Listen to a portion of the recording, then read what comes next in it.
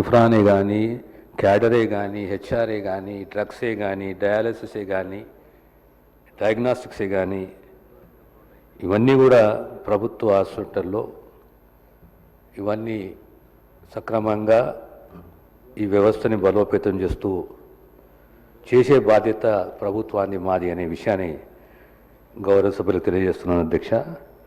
ప్రధానంగా నిమ్స్కు విషయం వచ్చే వరకు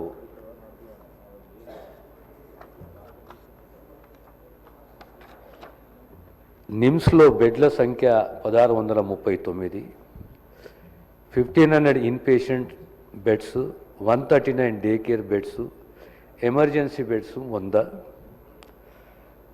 అందులో 12 ట్రయేజ్ బెడ్స్, 88 ఐసీయూ బెడ్స్. ఈ ఎమర్జెన్సీలో ఉన్న 100 బెడ్లలో 88 బెడ్లకు సంబంధించి 42 వెంటిలేటర్స్ ఉన్నాయి. మిగతా సర్జికల్ డిపార్ట్మెంట్స్ 19 సర్జికల్ డిపార్ట్మెంట్, దానికి సంబంధించి 140 వెంటిలేటర్స్ ఉన్నాయి అధ్యక్ష. ఎమర్జెన్సీ డిపార్ట్మెంట్లో మోస్ట్లీ మా హరీష్ బాబు గారు అన్నట్టు is in to that profession.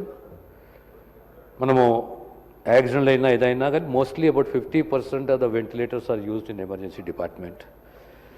So out of 88, about 42 ventilators are there in the emergency department of NIMS. అయినా 370 ఐసీయూ బెడ్స్ ఉన్నాయి 19 డిపార్ట్మెంట్లలో, ఇంకా 140 వెంటిలేటర్స్ ఉన్నాయి. పర్చేజ్ ఆర్డర్ ఒక 15కి పెట్టాము. ఇంకా 125 వెంటిలేటర్స్ కొనుగోలు దిశగా ప్రభుత్వం ఒక నిర్ణయం తీసుకున్నది.